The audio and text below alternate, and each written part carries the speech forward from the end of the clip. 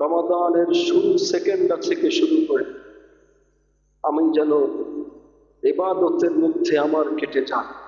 মাহে রমজানের একটি মাসের প্রতিটি সেকেন্ড যেন আমার ইবাদতে কাটে, এই সিদ্ধান্ত, এই দৃঢ় সংকল্প আমাকে করতে হবে। আর এর জন্য এর আগে থেকে, এখন থেকে প্রস্তুত হতে হবে। যদি এখন থেকে প্রস্তুত না হই, তাহলে এক পর্যায়ে দেখা যাবে যে রমাদান শেষ হয়ে যাচ্ছে, তখন আফসোস করবো, হায় রমজানটা তো শেষ করে ফেললাম, কিছুই তো করতে পারি নাই, কিছুই তো করা হলো না, রমজান মাস তো শেষ হয়ে গেল। তখন শয়তান মনে একটা সান্ত্বনা দেয়, যাক এই রমজান তো গেছে একভাবে, আগামী রমজান যদি পাস তাহলে আগামী রমজানে আবার শুরু করিস। এভাবে করে জীবনের বহু রমাদান চলে যাবে। যদি আগে থেকে প্রস্তুত না থাকে, তাহলে রমাদানকে যেভাবে কাজে লাগানো দরকার সেভাবে কাজে লাগানো হবে না। এজন্য আমাদের মাহে রমাদানকে কেন্দ্র করে আগের কিছু প্রস্তুতি থাকতে হবে। কারণ বহু মানুষ আছে রমজানের আগে রোজা রাখার অভ্যাস না থাকার কারণে রমজানের ভিতরে গিয়ে প্রথম 2-4টা রোজা ভাঙা যায়, রাখতে পারে না, আগে থেকে অভ্যস্ত নাই, হঠাৎ করে রাখছে, শরীরের সাপোর্ট করে না, তো রোজাটা ভেঙে ফেলে। এভাবে 1টা 2টা 3টা রোজা এমনিতে চলে যায়। এই যে 3টি রোজা আমার ভাঙা গেল, আল্লাহ না করলেন, এই 3টি রোজা, এত দামি রোজাগুলো আমি নষ্ট করেছি। সারা জীবন যদি রোজা রাখি, একটা রোজার বিনিময়ে যদি সারা জীবন রোজা রাখি, তবুও একটা রোজার সমপরিমাণ সওয়াব হবে না। হ্যাঁ, রোজা না রাখলে যে গুনাহ হইতো, ওই গুনাহ থেকে আপনি মুক্তি পাবেন টানা 60টা রোজা রাখলে। 2 মাস টানা, মাঝখানে কোনো ভাঙতে পারবে। 2 মাস টানা রোজা রাখলে একটা রোজার কাফারা হবে। কিন্তু একটা রোজার যে ফজিলত, ওই ফজিলতটা আর পাওয়া যায় না। একটা রোজার যে নেকি রমজান মাসের, ওইটা আর পাওয়া যায় না, আর যাবেও না। কারণ আপনি এই রোজাটা এমন সময় রাখতেছেন যখন রমজান মাস না, পরের রমজান আসলে তো পরের রমজানের রোজাই রাখতেছেন। এই রোজাটা তো রাখতে হবে রমজানের বাহিরে। যার কারণে এই একটি রোজা ভাঙার কারণে যে ক্ষতি হলো, এই ক্ষতিটা আর পূরণীয় না। আগে থেকে যদি আমরা প্রস্তুত থাকি, আগে থেকে যদি আমরা তৈয়ার থাকি যে আমার রমজানটা যেন সুন্দরভাবে কাটে, রমজানের প্রতিটি মুহূর্ত যেন ইবাদতে ব্যয় হয়, রমজানের প্রতিটি মুহূর্ত যেন আল্লাহর রেজামন্দিতে ব্যয় হয়, আমাকে এই প্রস্তুতি আগে থেকেই হতে হবে। মুহতারাম হাজিরিন, তো রমজানের প্রস্তুতি আগে থেকে নিতে হলে আমাদেরকে আগে থেকে মানসিকভাবে প্রস্তুত হতে হবে আগে। এজন্য আল্লাহ রাসূল সাল্লাল্লাহু আলাইহি ওয়াসাল্লাম আমাদেরকে 2 মাস আগে থেকে দোয়া শিখিয়েছেন। তার মানে দোয়ার মাধ্যমে কাজে নেমে যাও। এটা হচ্ছে ইবাদতের বছরের প্রথম। ইংরেজি মাস শুরু হয় কি মাসে? ইংরেজি বছর শুরু হয় কোন মাসে? বাংলা, আরবি মুহররম। আরবি মাস শুরু হয় মুহররম, কিন্তু ইবাদতের মাস শুরু হয় রমাদানে। বলুন সুবহানাল্লাহ। কারণ আমরা গত মাসে শুনেছি হাদিস যে আল্লাহ রাসূল সাল্লাল্লাহু আলাইহি ওয়াসাল্লাম বলেছেন, যালিকা শাহরু তুরফাউ ফীহিল আ'মাল ইলা রাব্বিল আলামিন। এটি এমন একটি মাস যেই মাসে মানুষের ইবাদত আল্লাহর কাছে উপস্থাপন করা হয়। তাহলে বোঝা গেল ইবাদতের বছর শেষ হয়েছে শাবানে, ঠিক কিনা? আর ইবাদতের বছর শুরু হয়েছে রমজান থেকে। আল্লাহ তাআলা এই বছরের শুরুতে বান্দাদেরকে অফার দিয়ে দিয়েছে, বলুন সুবহানাল্লাহ। কারণ বান্দারা যাতে এই বছরের শুরুতে এমন কিছু পুঁজি অর্জন করে নিতে পারে, যাতে করে আগামী শাবান পর্যন্ত বাকি 11টি মাস সে যেন এই পুঁজি দিয়ে চলতে পারে। এজন্য আল্লাহ তাআলা এই বছরের শুরুতে, ইবাদতের বছরের শুরুতে অফার দিয়ে দিয়েছে যে কেউ যদি একটি নফল ইবাদত করে, কয়টি নফল ইবাদত? কেউ যদি একটি নফল ইবাদত করে, আল্লাহ তাআলা তাকে একটি ফরজ ইবাদতের সওয়াব আল্লাহ তাআলা তার আমলনামায় লিখে দেন। বিষয়টা হলো এমন, আপনারা বলেন কয়টা সুপারি গাছ একসাথে করলে একটা তাল গাছ হবে? 100 সুপারি গাছ একসাথে করলে একটা তাল গাছ হবে? হবে না। সুপারি গাছ সুপারি গাছই থাকবে, তাল গাছই থাকবে, ঠিক কিনা? কিন্তু আল্লাহ তাআলা এখানে এমন একটা অফার দিয়েছেন, বান্দা তুমি যদি নফল ইবাদত করো, নফল এমনিতেই তুমি সাধারণ 2 রাকাত নামাজ পড়লাম, ফজরের 2 রাকাত নামাজ পড়লে যে সওয়াব হইতো, রমজানের উসিলা ওই সওয়াব তোমার আমলনামায় দান করা। কেউ যদি একটি ফরজ আদায় করে, এক ওয়াক্ত নামাজ যদি কেউ আদায় করে, তার আমলনামায় আল্লাহ তাআলা 70 ওয়াক্ত নামাজের সওয়াব দান করে। এই বছরের শুরুতে আল্লাহ তাআলা অফার দিয়ে দিয়েছে, ইবাদতের বছরের শুরু।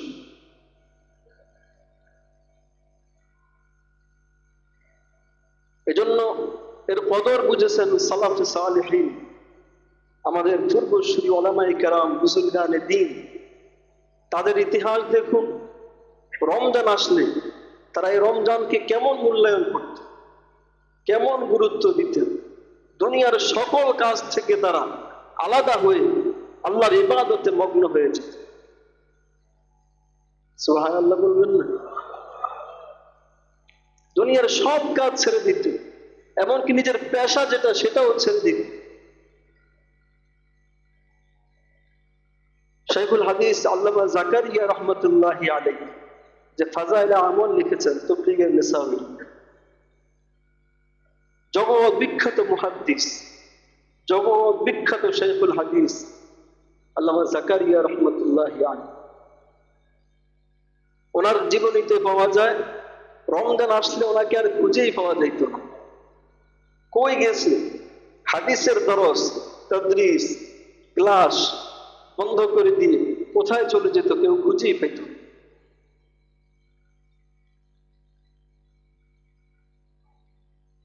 গোটা এলাকার মধ্যে, গোটা ভারতবর্ষে এ কথাই প্রচার হয়ে যাইত যে শাইখুল হাদিসকে পাওয়া যাইতেছে।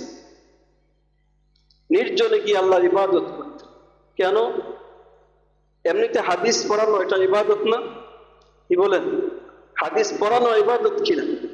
কোরআন পড়ানো ইবাদত কিনা? বয়ান করা ইবাদত কিনা? তিনি এই ইবাদত রেখে কোন ইবাদত করতে গেলেন? তার মানে এগুলো ইবাদত। আপনি প্রধানমন্ত্রীর সাথে মিটিং করলেন, এটা কথার কথা, সেখানে লক্ষ লক্ষ মানুষ আছে, তা আপনি বললেন যে আমি প্রধানমন্ত্রীর সাথে মিটিং করে আসছি, এটাও মিটিং। আবার আপনি প্রধানমন্ত্রীর বাসভবনে, এখানে শুধু আছেন আপনি আর প্রধানমন্ত্রী, দুইজনে বসে মিটিং করে আসলেন, দুই মিটিং কি সমান? বলেন, দুই মিটিং সমান? সারা বছর আমরা যে ইবাদত করি, এটা যেন আল্লাহ তাআলার সাথে আমরা আম একটা ইবাদত করতেছি। আর রমজানে আল্লাহ যেন বলে, বান্দা, প্রতিটি বান্দা আসো আমার কাছে নির্জনে বসো আর আমার কাছে চাইতে থাকো, আমার সাথে মিটিং, আমার সাথে কথোপকথন করতে থাকো। বান্দা, তুমি আজকে এই মাহে রমাদানের ভিতরে যা চাইবে আমি তোমার সাথে একান্তে সাক্ষাৎ দিব, তোমার সাথে একান্তে তোমার মনের সকল আশাগুলো আমি পূরণ করে দেব।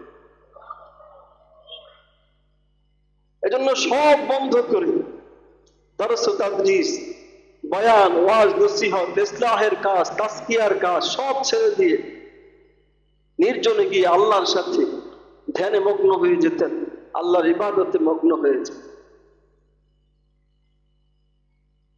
এভাবে করে আমাদের সালাফে সালেহীন যারা দুনিয়া থেকে বিদায় নিয়ে চলে গেছে সবাই মাহে রমাদানকে মূল্যায়ন করেছে।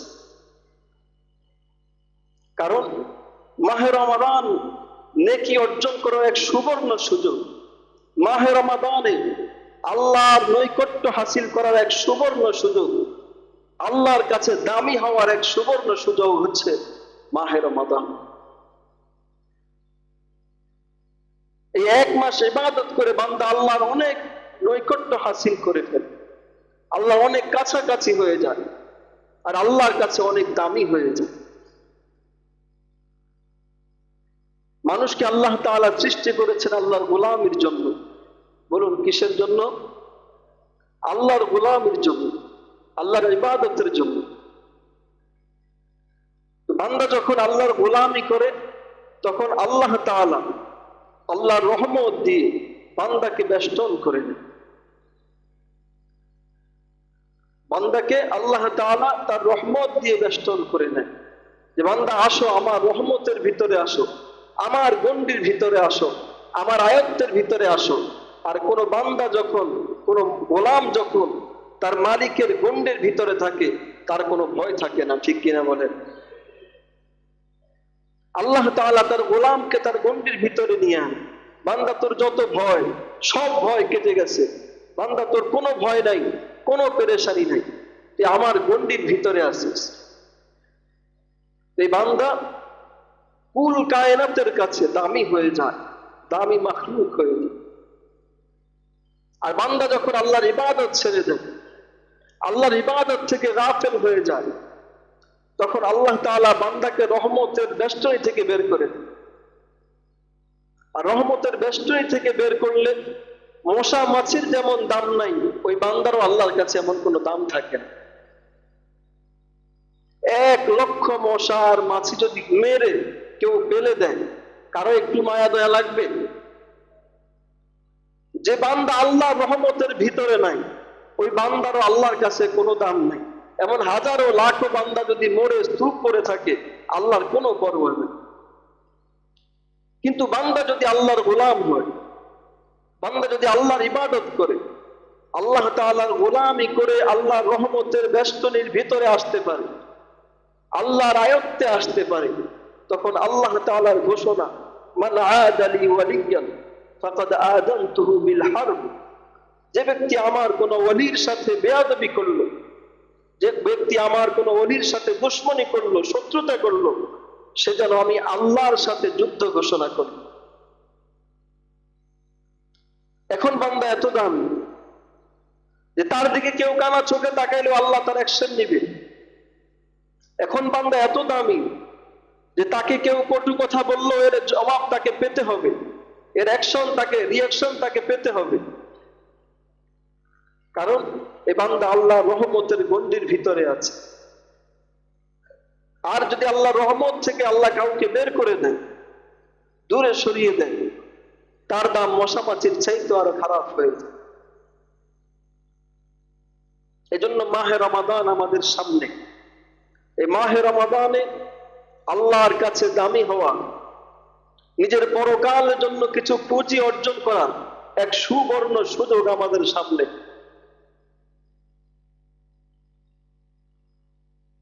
দুনিয়াতে যেমন টাকা পয়সা থাকলে দুনিয়ার জীবনটা চলা সহজ, অর্থ কই থাকলে দুনিয়ার জীবনে চলতে সহজ হয়, আখিরাতের জীবনে এবং এমনই নেকি থাকলে আখিরাতের জীবনও বান্দার জন্য সহজ হয়ে যাবে।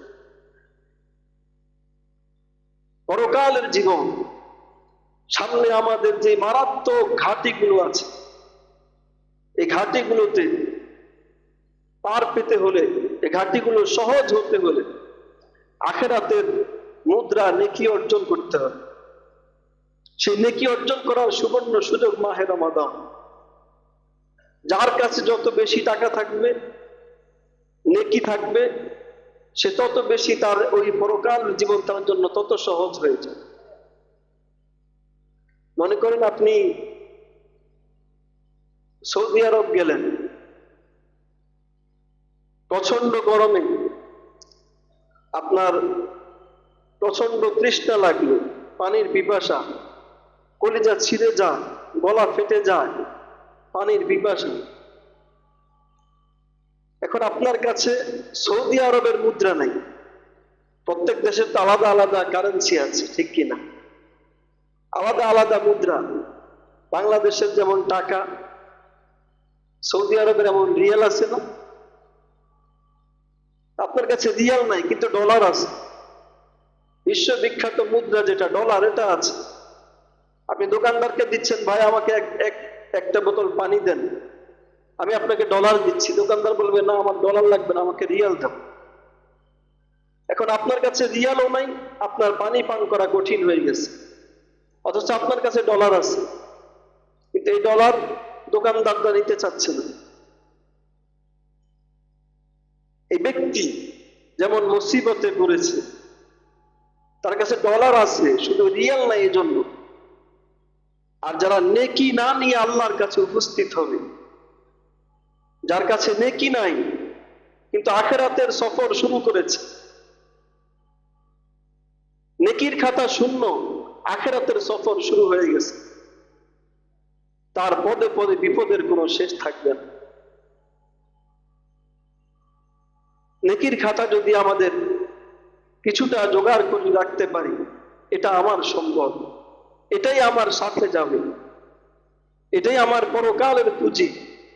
এই পুঁজি আমার মৃত্যুর সময় কাজে লাগবে, আমার কবরে কাজে লাগবে, আমার হাসরে কাজে লাগবে, আমার মিজানে কাজে লাগবে, আমার ফুলসিরাতে কাজে লাগবে, এমনকি জান্নাতে যাওয়ার পরেও আমার এই নেকি কাজে লাগবে।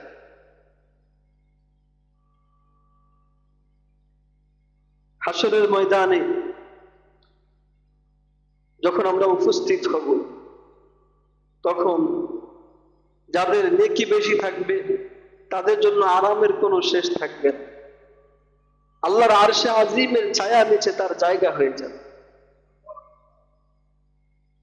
আর আল্লাহ রাসূল সাল্লাল্লাহু আলাইহি ওয়াসাল্লাম তার উম্মতদেরকে হাউজে কাউসার থেকে পানি পান করাবেন। এমন পানি, যে পানি দুধের চাইতেও সাদা, মধুর চাইতেও মিষ্টি, আর হিম শীতল পানি, যে পানি পান করলে হাসরের সেই কঠিন ময়দানে 50,000 বছরে তার কোনো পানির পিপাসা লাগবে না। এমনকি জান্নাতে যাওয়ার আগ পর্যন্ত তার আর কোনো পানির পিপাসা লাগবে না। হাসরের ময়দানে অবস্থা হবে এমন, সূর্যটা মাথার উপরে, নিচে তামার জমিন, মানুষগুলো নিজের ঘামের, কারো ঘাম হবে টাকনু পর্যন্ত, কারো ঘাম হবে হাঁটু পর্যন্ত, কারো ঘাম হবে কোমর পর্যন্ত, কারো ঘাম হবে গলা পর্যন্ত, কেউ আবার ঘামের সাগরে সাঁতার কাটবে। আবার এই ঘামগুলো ঠান্ডা পানি না, এই পানির মধ্যে ডিম আলু দিয়া গরম করতে দেখছেন আপনারা? দেখছেন? দেখেন নাই? এই আলু সিদ্ধ করতে দেখেন নাই? ডিম সিদ্ধ করতে দেখেন নাই? হাসরের ময়দানে ফুটন্ত গরম ঘামের মধ্যে মানুষগুলো এভাবে করে শুধু কেবল এর মধ্যে হাবুডুবু খাবে, হাবুডুবু খাবে ঘামের সাগরে, কিন্তু সেখানে তো আর মৃত্যু নাই, মরবে না। এত ভয়াবহ এই হাসরের ময়দান 50,000 বছরের। কিন্তু যাদের আমল নামায় নেকি আছে, যারা দুনিয়া থেকে নেকি অর্জন করে যেতে পেরেছে, তাদের ওই হাসরের ময়দানটা এমন হবে। আম্মা জান আয়েশা সিদ্দিকা রাদিয়াল্লাহু তাআলা আনহা বলেন, রাসূল বলেছেন যে তাদের হাসরের ময়দানটা ফজরের 2 রাকাত সুন্নত পড়তে যতটুকু সময় লাগে, এতটুকু সময়ের ভিতরে শেষ হয়ে যাবে। আর আম্মা জান আয়েশা রাদিয়াল্লাহু তাআলা আনহা বলেছেন যে আল্লাহর রাসূল সাল্লাল্লাহু আলাইহি ওয়াসাল্লাম নামাজগুলোর মধ্যে সবচেয়ে কম সময় যে নামাজে লাগতো সেটা হচ্ছে ফজরের 2 রাকাত সুন্নত। এত কম সময় লাগবে, অথচ এদিক দিয়ে 50,000 বছর চলে যাবে, সে টেরই পাবেন। যাদের আমল নামায় নেকি আছে, যারা কিছু অর্জন করেছে, কিছু জোগাড় করে দুনিয়া থেকে সফর শুরু করেছে, তাদের জন্য এত সহজ হল। ফুলসিরাতের উপর দিয়ে পার হবে, ফুলসিরাতটা সে বিজলির মতো পার হয়ে আল্লাহর জান্নাতের বাসিন্দা হয়েছে। সেই নেকির দাম এখন আমার কাছে নাই। এজন্য রমজানকে সেভাবে আমরা মূল্যায়ন করতে পারি না, রমজানের প্রস্তুতি সেভাবে আমরা নিতে পারি না। রমজানের প্রস্তুতি আমাদের কাছে, ব্যবসায়ী ভাইয়ের কাছে প্রস্তুতি হচ্ছে মুড়ি কয়েক বস্তা অর্ডার করছি আসতেছে, ছোলা 2 বস্তা অর্ডার করছি আসবে, তারপরে বেসন আছে, খেসারি আছে, এরপরে জামা কাপড়ের ব্যবসায়ীরা জামার অর্ডার করতেছে, মোকাম করতেছে। এটাই রমজানের প্রস্তুতি, ঠিক না? এটাই কিসের প্রস্তুতি? রমজানের প্রস্তুতি। কিন্তু এই প্রস্তুতি তো আল্লাহ তাআলা করতে বলেনি। হ্যাঁ, আপনার ব্যবসা আপনি করেন, কিন্তু ব্যবসাটা যদি আপনি ইবাদত হিসেবে করেন, যে ব্যবসা রাসূলের সুন্নাহ, আল্লাহ রাসূল সাল্লাল্লাহু আলাইহি ওয়াসাল্লাম নিজে করছেন, তা আমিও ব্যবসা করতেছি, ইবাদত হিসেবে করলে ব্যবসাটাও ইবাদত হয়ে যায়। কিন্তু এটা উদ্দেশ্য না, এটা মুখ্য না। আমার ব্যবসা যেন আমাকে রোজা থেকে গাফেল করতে না পারে, আমার ব্যবসা যেন আমাকে গুনাহ থেকে বিরত থাকতে বাধা না দেয়, আমার ব্যবসা যেন আমাকে 20 রাকাত তারাবি থেকে বাধা না দিতে পারে। আমি যদি আমার ব্যবসার চাইতে আমার রমজানের রোজাকে প্রাধান্য দিই, আমি যদি আমার ব্যবসার চাইতে 20 রাকাত তারাবিকে প্রাধান্য দিই, আমি যদি আমার ব্যবসার চাইতে রমজানের 5 ওয়াক্ত নামাজকে প্রাধান্য দিই, তাহলে আমার এই ব্যবসাটাও ইবাদত হিসেবে শামিল হয়েছে। আমার জাগতিক যত কাজ আছে, কোন কাজই যেন আমাকে রমজানের ইবাদত থেকে গাফেল করতে না পারে, রমজানের ইবাদতে বাধাগ্রস্ত করতে না পারে, তাহলে আমার সব কাজই ইবাদত হয়ে যাবে।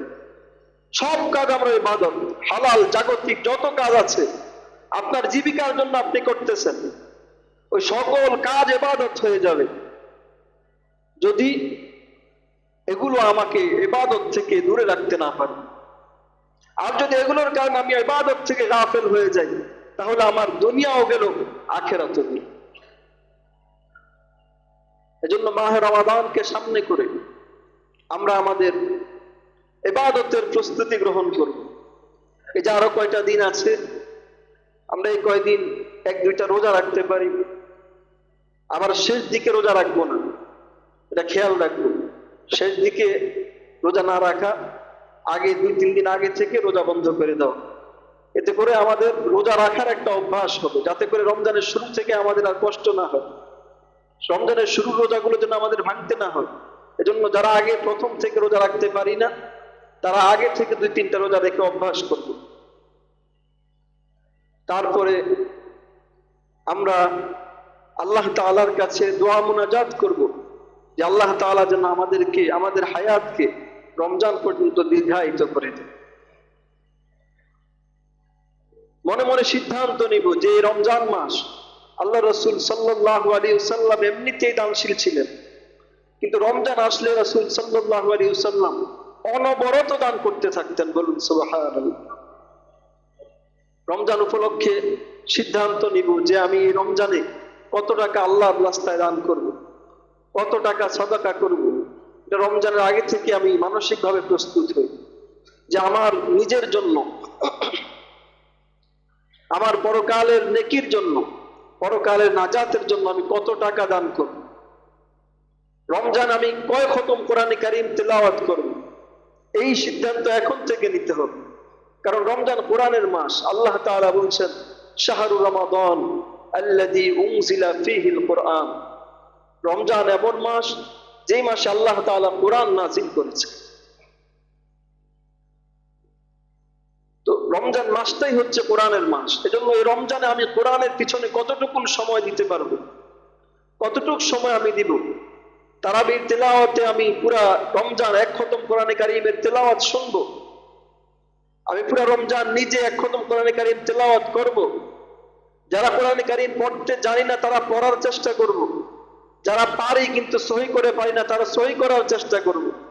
রমজানটা হোক আমাদের কোরআনের পিছনে মেহনত করে, অযথা হেলায় খেলায় না কাটিয়ে দিয়ে যুবক ভাইয়েরা মোবাইলের পিছনে ব্যয় না করে এই রমজান মাসটা মোবাইলটা বন্ধ করে রাখেন। রমজান মাসটা শুধু আল্লাহর কোরআনের পিছনে ব্যয় করেন, ইনশাআল্লাহ আপনার জীবন উজ্জ্বল হয়ে যাবে, আপনার জীবন আলোকিত হয়ে যাবে। আলোকিত জীবন চান, আল্লাহর কোরআনের আলোয় আলোকিত হন। আমরা আলোকিত জীবনের জন্য অনেক কিছু করি, আল্লাহর কসম দুনিয়ার আর আখিরাতের জীবনকে আলোকময় আলোকিত করার জন্য কোরআনের বিকল্প আর কোনো কিছুই নাই।